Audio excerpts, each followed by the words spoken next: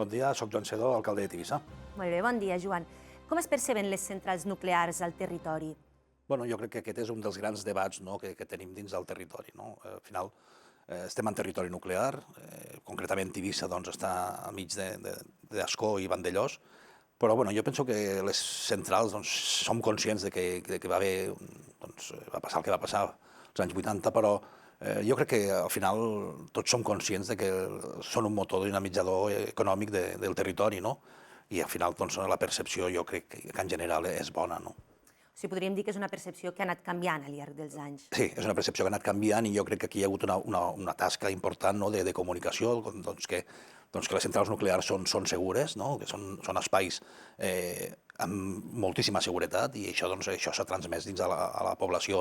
I això és el que ha donat aquella tranquil·litat que són plantes, són centrals nuclears segures. I quina és la relació que hi tenen els municipis? Jo crec que la relació que hi tenim, i parlo ara com a alcalde de Tivissa, és bona. Tenim una relació fluida, hi ha una bona comunicació, hi ha ajudes, perquè no hem d'amagar això. Els pobles que estem en territori nuclear tenim unes aportacions econòmiques anuals que ajuden a mantenir aquests pressupostos i a poder tirar endavant molts projectes en zones rurals com la nostra, que si no fos per aquests tipus d'ingressos, moltes d'aquestes accions no es podrien dur a terme. I són instal·lacions properes i estan integrades? Sí, jo penso que sí. Al final, pensa que, i parlo més per la d'Ascó que per la de Vandellòs, que entenc que Vandellòs també, però Ascó és la principal empresa de la comarca. Per tant, si no està integrada tenim un problema. Per tant, entenc que la central nuclear és el motor econòmic principal de la comarca de la Ribera d'Ebre. I per això s'està parlant de la reindustrialització,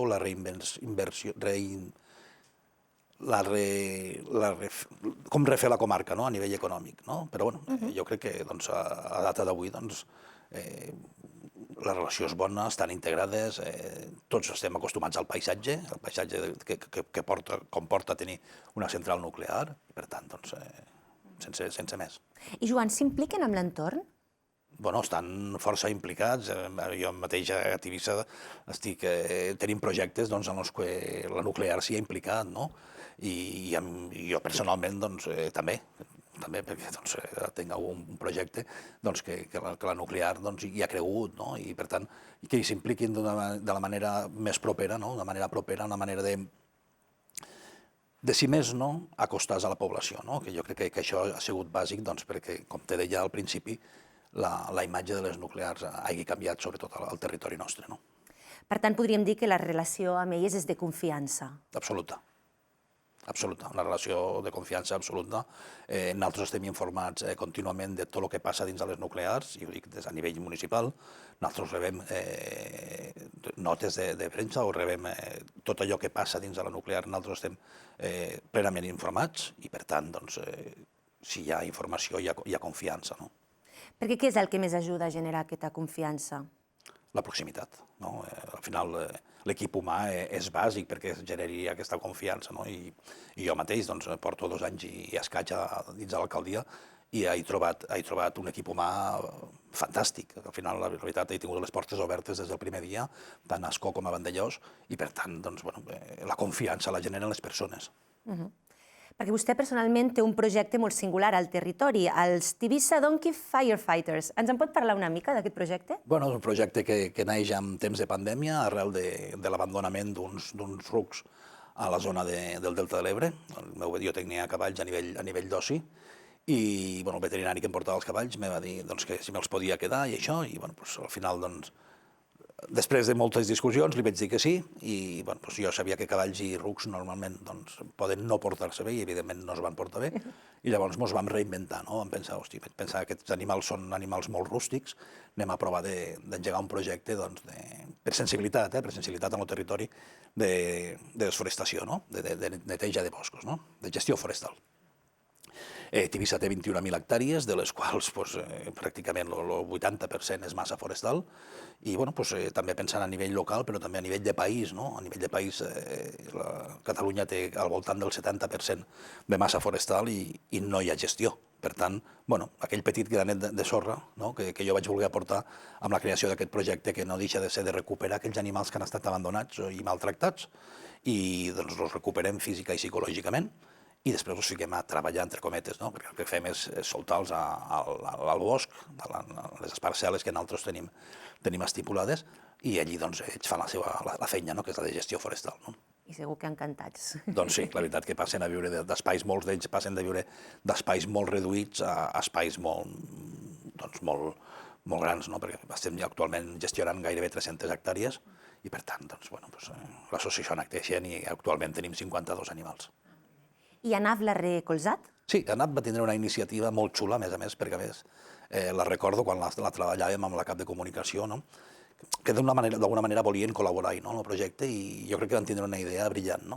I a més ho recordo amb nostàlgia i també amb sentiment, perquè ells van fer una reunió dels CEOs de les diferents nuclears a nivell mundial, de tots els CEOs, els directors generals, o aquelles persones que estaven al capdavant de diferents plantes de centrals nuclears a nivell mundial, i sabeu que després d'aquestes jornades normalment els hi feien un regal o no sé, desconeixo si un bolígraf, un rellotge, el que fos, i aquest any la ANAF va voler obsequiar-los amb l'apadrinament d'un dels animals, i per mi va ser una satisfacció molt gran que aquesta gent, perquè al final són gent en posicions directives, no crec que els hi vingui del rellotge que els hi puguin regalar, però el fet de que se'ls hi pogués donar l'apadrinament d'un dels rucs, van passar un llistat de noms i la nuclear van decidir aquest per aquest, i se'ls va fer el certificat d'apadrinament i tot això. Jo crec que va ser una manera molt xula de col·laborar i, a més de donar visibilitat al projecte a nivell internacional, perquè tota aquesta gent venien de diferents parts del món, i bé, la veritat, molt content de com va anar, i en guardo molt bon record, la veritat. I com es veu des de l'entorn la fi del funcionament d'aquestes instal·lacions? Jo crec que és un problema, i l'entorn està nerviós. La gent no en parla, però hi ha coses que es perceben. El tancament de les centrals nuclears, com t'he comentat abans, sobretot a la comarca de la Ribera d'Ebre, potser la de Vandellòs té el tema turístic, de la costa, però al final, t'ho comento abans, és un dinamitzador econòmic. Actualment, la principal empresa, i repeteixo, és la nuclear, qui dona feina. Per tant, se viu amb preocupació, perquè tots aquests, i a més estem parlant de llocs de treball, molts són qualificats. En aquestes zones rurals trobar llocs de treball qualificats no és fàcil, perquè no hi ha indústria, per tant, tota aquesta és una pèrdua de població també, perquè al final si aquesta gent acaba marxant, enginyers, estic pensant en gent que estigui en càrrecs, en llocs de treball qualificats, aquesta gent acaben marxant. Per tant, això és una pèrdua de població també pel territori, i jo com a alcalde i els meus companys de les alcaldies ho estem vivint amb certa preocupació pel fet que són molts llocs de treball i les comarques que tenim són les comarques que tenim. No hem de perdre mai de vista que estem en territori rural, zona rural, i evidentment s'hi viu molt bé, perquè són zones que s'hi viu molt bé, i això hi ha una qualitat de vida que no trobem a les grans urbes, però que tenim aquest problema de despoblament i, a més, s'hi tanquen aquests equipaments. Clar, per tant, seria una preocupació econòmica, social i energètica, no? Una mica una combinació. Al final és una combinació de tot, no? O sigui, el tancament d'una nuclear implica que l'energia... Tothom parla de les renovables, però, i ho estic vivint jo en primera persona, les renovables sí, però a quin preu? Perquè nosaltres, per poder fer 2 parcs eòlics, la tramitació de paperassa ha sigut, la burocràcia ha sigut terrible per produir 100 megawatts. Jo crec que s'està parlant molt de la transició energètica sense tindre en compte el potencial de les... Ho vam viure ara fa uns mesos, amb l'apagón, i disculpa el castellanisme, però és així, ho vam viure... Catalunya, Espanya va quedar paralitzada. Va tindre l'apagón, no hi havia energia. Per tant, amb preocupació. La veritat és que ho estem vivint amb preocupació, més per un tema econòmic o social i també per la part energètica.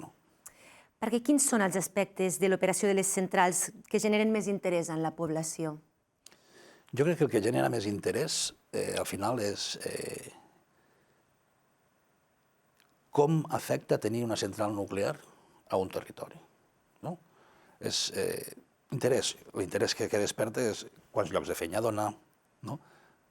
Tothom hi vol treballar, perquè els salaris, si ets de la propietat, són salaris bons, i parlo de personal base, tant com de personal qualificat, són salaris per damunt de la mitjana dels llocs de treball a nivell estatal, per tant, estem parlant de sous que la gent hi vol treballar, no? I després, el que diem, no? Normalment aquella gent que estan en contra són els primers que hi volen treballar. Per tant, hi ha una mica de controvèrsia. Sí, una controvèrsia, ¿no? Nuclears no, però, home, si me das un sitio, pues no, ¿vale? Pues llavors, hi ha una mica de contradicció en aquest sentit, no? Els aspectes, la gent està preocupada per la seguretat, sí, però relativament, ho deia abans, la gent que vivim allí no patim del que pugui passar amb una nuclear. I parlo per la gent que tingui al voltant. Al final, estem acostumats a viure amb això. La gent com jo, doncs, hem nascut amb una nuclear al costat. Al final, forma part del nostre paisatge. Els nostres ulls estan acostumats a tindre una central nuclear. Jo no crec que sigui una... Això, doncs, els temes de feina, sí, perquè jo, molta gent, a mi, i ja et dic que hi porto molt poc temps a l'alcaldia, a veure si pots fer alguna cosa pel xaval que és enginyer. Doncs, escolta, jo no puc fer res. ANAP obri ofertes de treball contínuament i doncs que es presentin, no? I aquí és el que vull dir, no? Que jo crec que se veu bé, el que passa que costa dir vull una nuclear. Creu que les centrals haurien de continuar operant més enllà de les dates fixades al Pla Nacional Integrat d'Energia i Clima? Absolutament sí. I això com afectaria directament a municipis com Tivissa? És que les centrals nuclears han de continuar operant. Hi ha quantitat de pobles que depenem de les centrals nuclears. El país depèn d'una central nuclear. Avui per avui no hi ha suficient producció energètica amb renovables per abastir a tot el país. I això és una realitat que no la diu l'alcalde de Tivissa, que ho diuen els mitjans, que és una realitat coneguda per tothom. I estem parlant del tancament de les centrals nuclears. Ara fa gaire vam tindre el tancament d'Almaraz a Extremadura. També ho està planejant del tancament. Crec que ens estem equivocant. I ja parlo perquè jo sempre dic que jo soc gestor, no soc polític. I al final s'ha de dir el que hi ha i als veïns se'ls ha de dir el que hi ha. Les centrals nuclears són necessàries i jo estic super a favor de que continuen operant aquestes centrals nuclears. I, evidentment, no cal que ho digui jo, sempre amb els màxims rigors de seguretat i amb totes les revisions i que faci falta i la modernització o modernitzar les plantes que faci falta. Però les centrals nuclears han de continuar operant. I a més en aquests territoris tan abandonats, i ho dic així, com són el nostre. Molt bé, perfecte. Doncs moltes gràcies, Joan. Moltes gràcies. Gràcies.